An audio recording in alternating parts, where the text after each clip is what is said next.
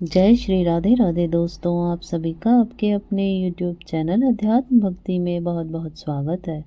आइए आज आप सब सुनेंगे माघ मास महात्म्य में 12वें अध्याय की कथा। अब तक यदि आपने पिछले अध्यायों की कथा का श्रवण नहीं किया हो तो चैनल पर वीडियो अपलोड है, आप वहां से पिछले अध्यायों की कथा का श्रवण कर सकते हैं। तो आइए सुनते हैं माघ मास कथा में 12वें अध्याय की कथा। तो बोलिए प्रेम से भगवान विष्णु की जय, माता लक्ष्मी की जय, सर्व देवी देवताओं की जय। विष्णु दूत ने आगे कहा, हे विकुंडल, एकादशी का व्रत मोक्षदायक है। वर्ष की सभी एकादशियां समान रूप से पुण्यदायक हैं और सभी एकादशियों का व्रत करने वालों को इस लोक में सभी सुख और अंत में मोक्ष प्राप्त होता है। यहाँ तक कि वर्ष में मात्र एक एकादशी व्रत का भी विधि पूर्वक पालन करने वाला निश्चित रूप से यम यातना तथा यमपाश से मुक्त होता है। एकादशी व्रत जिस प्रकार पापनाशी है, वैसा पापनाशी व्रत तीनों लोकों में कोई अन्य नहीं है। एकादशी के दिन जो मनुष्य व्रत न करके इस विष्णु दिवस की उपेक्षा करता है, उसकी काया पाप मुक्त नहीं हो सकती।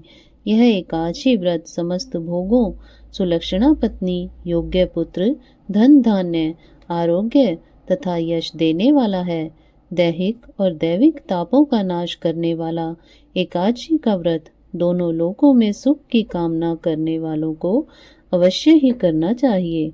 जो श्रद्धालु जन एकादशी के दिन व्रत धारण करके रात्रि जागरण करते हुए भगवान विष्णु का जप, भजन तथा कीर्तन करते हैं, वे अपने पुण्य प्रताप से अपने मातृपक्ष तथा पितृपक्ष की 10-10 पीढ़ियों का उद्धार करते हैं।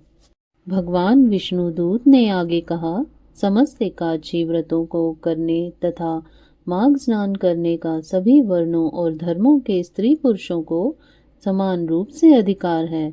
इससे आयु, आश्रम, लिंग और वर्ण संबंधी कोई भेद नहीं है। एकादशी व्रतों को धारण करने वाले तथा माघ स्नान करने वाले सभी मनुष्य पाप मुक्त होकर मुक्ति प्राप्त करते हैं। अतएव समस्त धर्म प्रेमियों को माघ स्नान, एकादशी का व्रत एवं भगवान विष्णु की पूजा आराधना अवश्य करनी चाहिए। जो स्त्री पुरुष एकादशी व्रत नहीं करते और माघ स्नान में न तो घर पर और न ही तीर्थों में स्नान करते हैं तथा दान आदि भी नहीं करते, वे इस लोक में तो नाना प्रकार के कष्टों को भोगते ही हैं। मृत्यु के पश्चात भी घोर नरक यातनाएं प्राप्त करते हैं। ऐसे मनुष्य के इहलोक तथा परलोक दोनों ही नष्ट हो जाते हैं।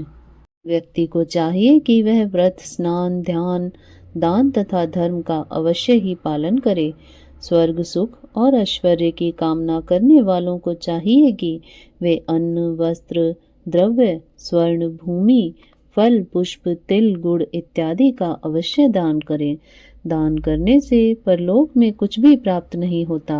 अतः प्रत्येक व्यक्ति को अपनी श्रद्धा तथा सामर्थ्य के अनुसार अवश्य ही दान करना चाहिए।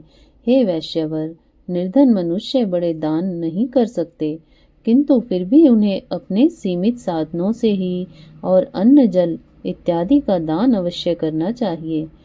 यदि दरिद्रतावश, अभाववश या फिर अन्य किसी कारण से दान करने को कोई भी वस्तु उपलब्ध नहीं हो, तो याचक का स्वागत भी मीठे वचनों से करना चाहिए।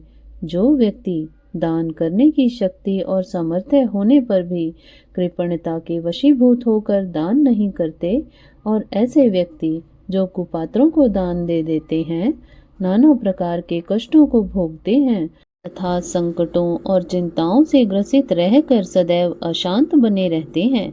अंत में विष्णुदूत ने कहा, हे वैश्यवर, तुम मुझसे अब अपनी किस शंका का समाधान चाहते हो अथवा और क्या सुनना चाहते हो, स्पष्ट रूप से कहो।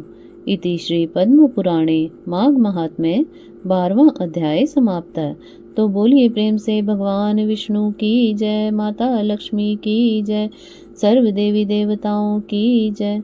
तो इस प्रकार से ज्ञानवर्धक जानकारियाँ प्राप्त करते रहने के लिए, व्रत पूजा आदि के बारे में जानने के लिए, कथा को श्रवण करने के लिए यदि आप चैनल पर पहली बार आए हैं तो चैनल को सब्सक्राइब कर लें ताकि आने वाली वीडियो की नोटिफिकेशन आपको समय से मिलती रहे।